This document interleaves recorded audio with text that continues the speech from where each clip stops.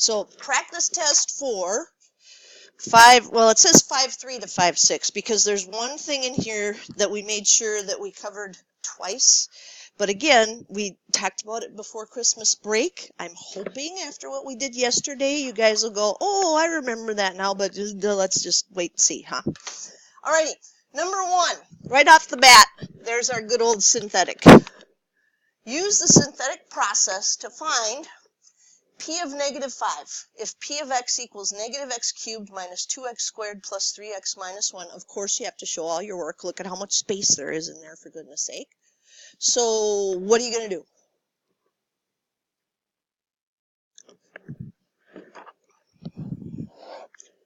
Here's the kicker. What number goes on front? 5. Yes. Now, why? If it's in P form, you just put it right there. We have to change the sign when it's in those x minus a forms. That's when we change it. So this one is just hey, if you put a negative 5 in here, what would you get? But we have to do it synthetically. Anything we should watch out for with this one? We're all there? Okay. So we're just checking, does it go third power, second power, first power, all the way down to the constant? Again, even if the constant's missing, you have to put that on there. Well, let's do your synthetic, I'll do mine. Let's see if we end up at the same place.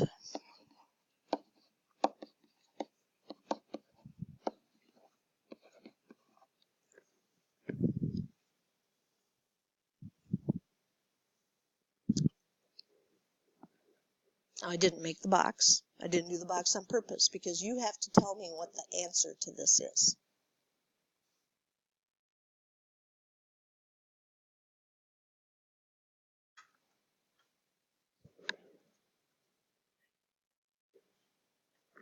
Too much work.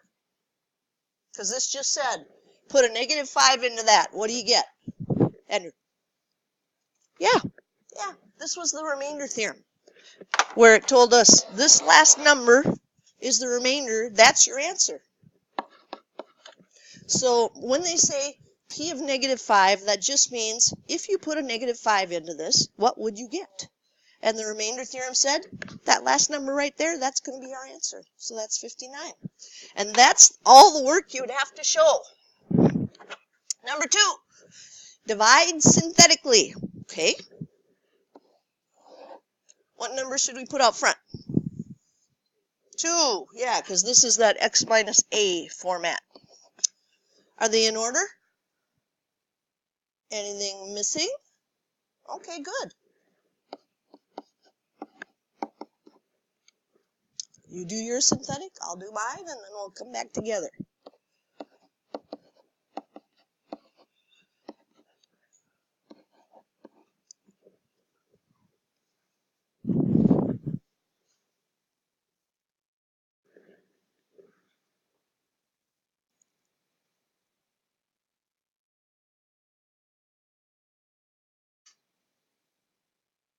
How are we doing? Got the synthetic piece done?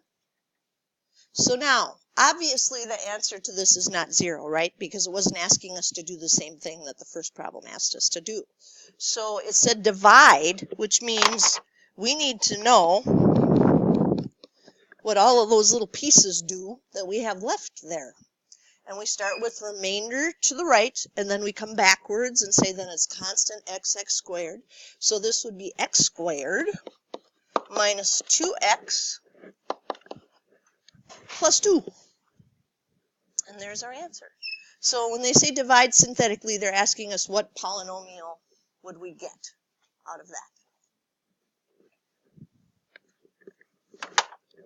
Well, then we know exactly what to do with this one, right? What number are you putting out in front? 3. Is it in order? Is it missing stuff? Oh, really important. So 1x to the 4th, 0x to the 3rd. Look at that, 2 zeros in a row.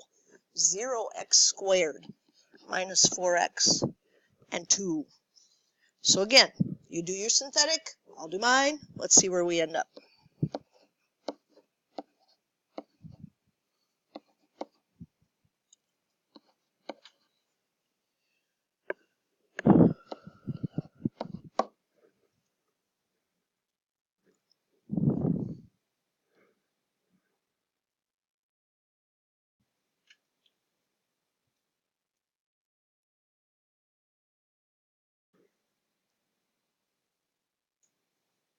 Take a peek. I'll read off the numbers I have. Let's see if you have the same thing. 1, 3, 9, 23, and 71. Looking good? Anybody saying that's not what I got? Okay, this is the right answer. So what we have to do is keep going with this because we're not done yet. So remainder constant x squared x to the third. We got a little longer polynomial going on here. So x to the third plus 3x squared plus 9x plus 23. What do I do with that 71? Good. Plus 71 over x minus 3. And then I'd try to fit that on that little slot, but I write too big. So let's see if I can get it in there.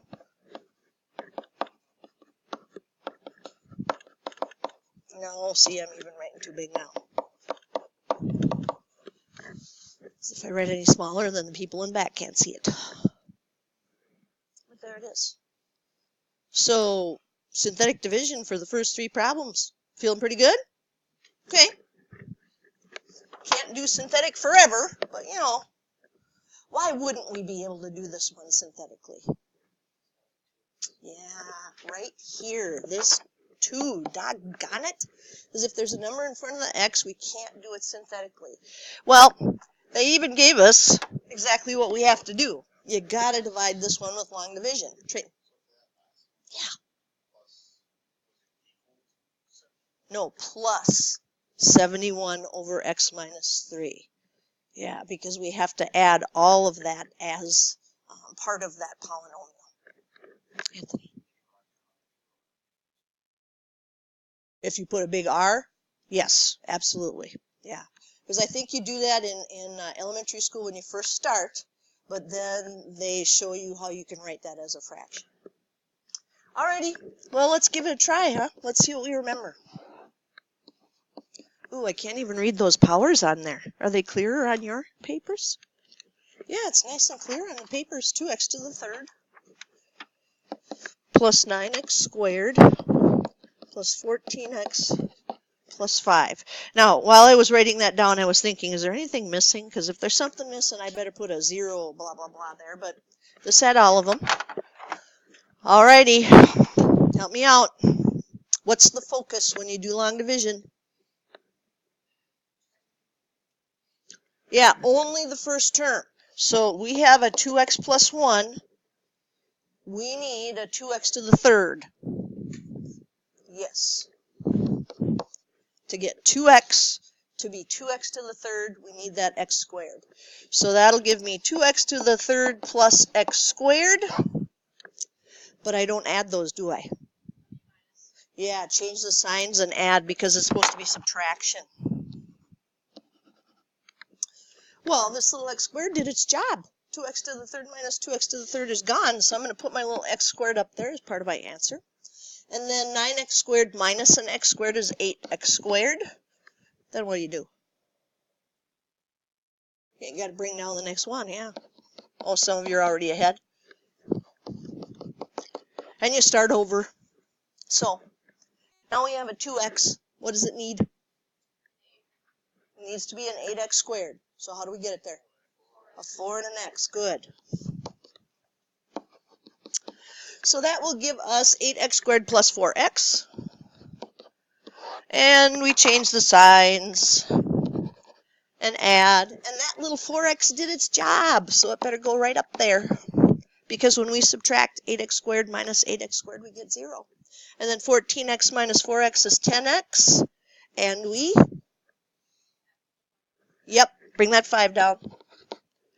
And let's start over. What are we going to need this time? Yeah, we need a 5. I better scroll this up because I bet it's getting hard to see it in the back. So that's going to give us 10x plus 5. And we change the signs, and we add, and we realize, oh, 5 was great. It did exactly what I needed. In fact, I don't even get a remainder this time. Now, that doesn't mean that the one on the test won't have a remainder. It just happened this time that we got a remainder of 0. So over here, we write our fabulous quotient. X squared plus 4x plus 5. And there's our answer. So, again, long division is just long. It's not necessarily difficult. It just takes a while. So that's why we prefer synthetic. Alrighty. I think you have to flip her over now, right? Yep. Use the rational root theorem to list all the possible rational zeros of f of x equals 12x cubed minus 7x plus 2. What do we use for the top? That's it, because that back number is a 2. Plus or minus 1, plus or minus 2. The front one's going to make more work for us, isn't it? Yeah, 12.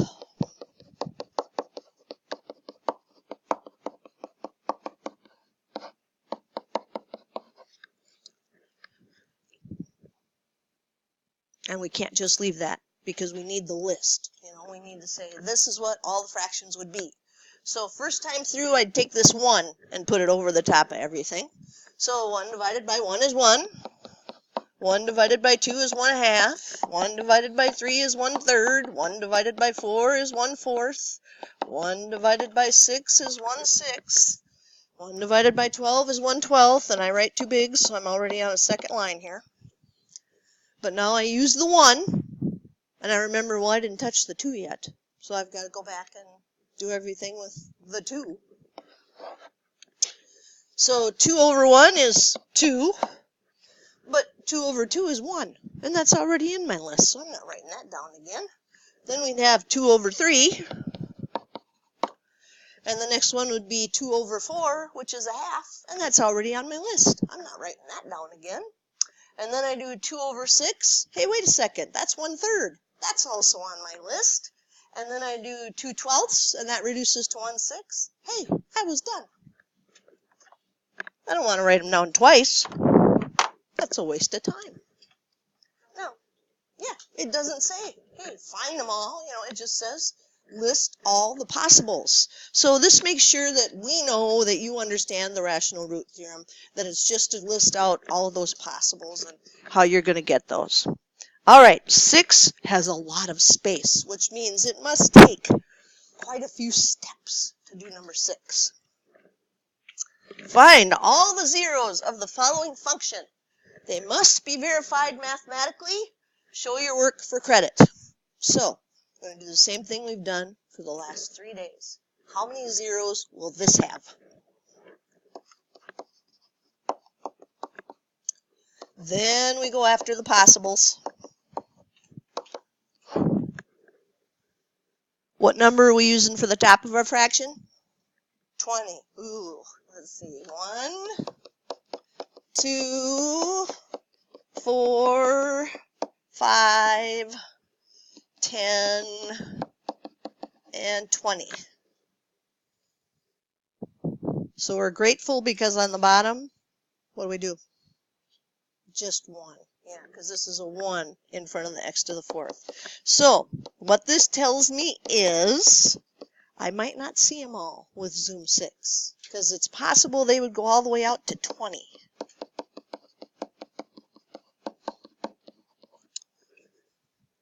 Because that's the next step. The next step is the good old GC.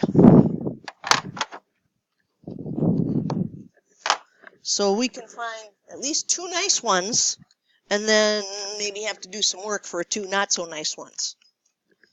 So x to the 4th plus 3x to the 3rd plus x squared minus 12x minus 20. And double check, make sure you put it in right before you do anything else. And I'm going to try zoom 6, knowing that I might have to make my window bigger. But from what we've done over the last 3 days, when you look up there, do you say, oh, there's probably only 2 real ones? Yeah, I mean, you could make the window bigger, but we know that most of the time the other 2 are going to be imaginary. I would say negative 2 and 2, but let's try the table. Oh, yeah, negative 2 and 2 look good. And just to be thorough, I would go to window and try changing this to like negative 22 to 22, just in case. There's a couple of more out there somewhere. Nope. So the other two must be imaginary because we're not seeing them. All right. So how do we work it down? Synthetic. Anything to be careful of with that big monster? Everything's there. It's all good?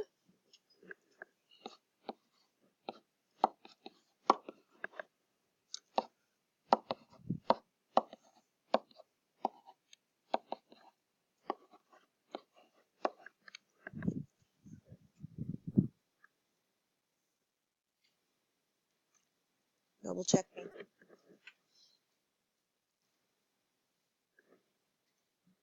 Sinus infection's got a pretty good headache going for me right now, so. Everybody okay up to that point? So check it and then go on and do the next synthetic.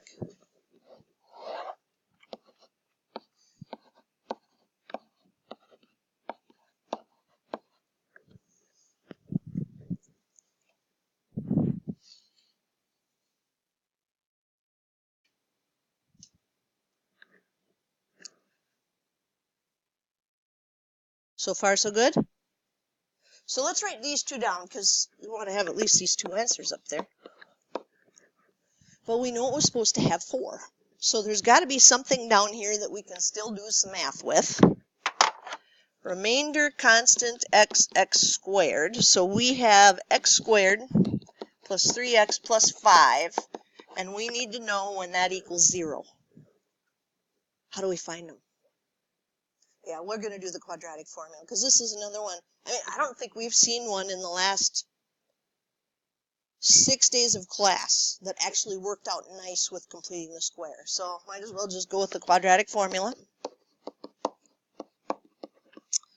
And x equals negative b plus or minus the square root of b squared minus 4ac all over 2a.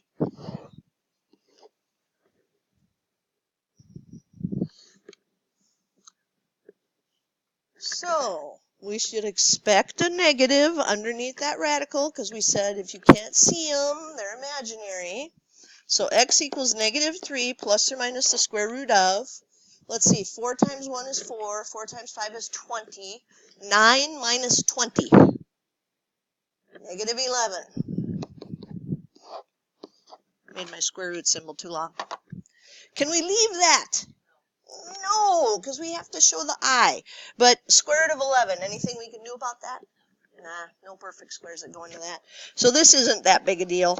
Negative 3 plus or minus the square root of 11i over 2. And then we go put that back up there and we'll know we have all 4.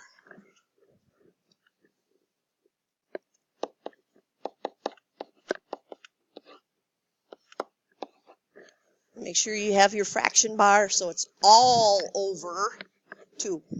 The whole thing. No short fraction bars because then it'll be wrong. Is that awful? No. For the few of you that have done all the homework, you're like, piece of cake. We had tougher ones than that. All right. Now this one. This is the one I said we touched this in 5.3, and then we put it in a couple of more homework assignments as we went through. But some of you haven't been doing the homework, so you might have forgotten how to do this. So let's take a peek. The product, what's that mean? Okay, so we're going to multiply the product of 3 consecutive integers. Oh boy. What does that mean? We knew this. Is it gone? When we were sleeping, it leaked out of our brain. 3 consecutive integers are numbers like 2, 3, and 4. 5, 6, and 7. Now, I don't know what they are, so I'm going to make the first one an x. So if they're 2, 3, and 4, what's the easiest thing to do to 2 to get to 3? Add 1. And what's the easiest thing to do to 2 to get to 4?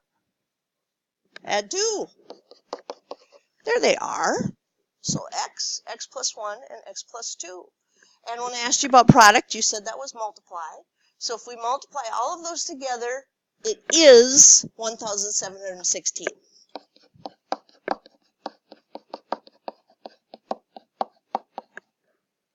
Whew. Write the polynomial equation in factored form. Well, we just got points right there because that's what we did. That is in factored form.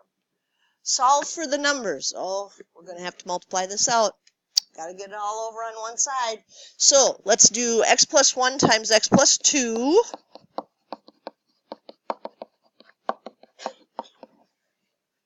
And then distribute the x.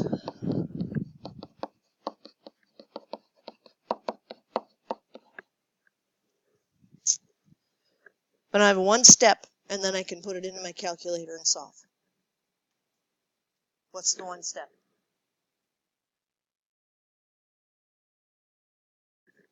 Subtract the 1716. Yeah, the 1,716. We need it on the other side, because when you solve, you have to have a 0.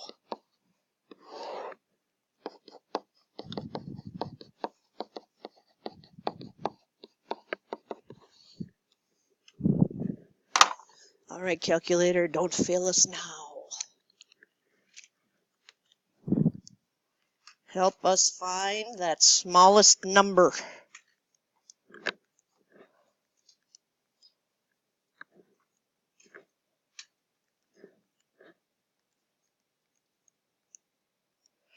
Now, you get a little scared because you're like, 1,716? I might need to make my window really, really big. Well, do zoom 6 first. Maybe you'll get lucky. You know, maybe it's a smaller number. So, zoom 6.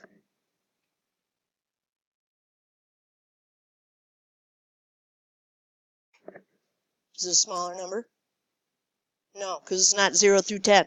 All right, so then we have to think, how big do we think this could go out? Obviously, we don't need more negatives, because it didn't multiply to give you a negative 1,716. So how big should we go? 30? Let's try it. Graph. There it is. So now we know it has to be an integer, which means it has to be nice. So that's the table, second table. All right, we know it's beyond 10. Oh, look at that. One more and we would have had it. The smallest number is 11. All right, so now we need to answer the question. Notice it says numbers. So 11, what and what? And if we wanted to check it, well, we could just multiply 11, 12, and 13. But we're not done. Read the problem and tell your chicken wing elbow partner what we have not done yet. Got the numbers? Exactly. Because what if we punched it in wrong? I mean, that would not be good. So we have to verify it synthetically. Now, we don't check all 3 answers, because did the calculator give us all 3 answers? We just check the one. So let's check it. So look at our massive polynomial up there. Is it in the right order? It better be, because we did it, right? And there's no zeros, so we're just going to check and see if it really truly works. So do your synthetic.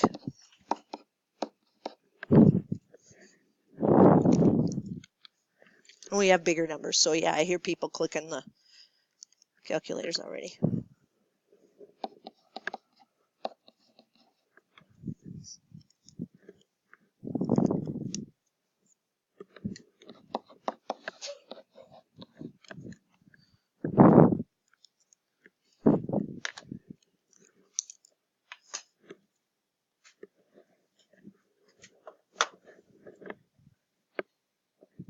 What about that tells me I've got the right answer? Remainder of 0. Exactly. So don't forget that little step. You know, there's only 7 problems on the test, 1 extra credit problem, so 8 total, but don't forget that last little step of, did I do all the things they asked me to do? Because that makes sure everything is working. Well, that's what you're going to see tomorrow. Right there. In a nutshell. So, how do you feel? Yeah, not going to be too bad, right? Should be a good test. Good, good, good. Let me stop the recording here and get you the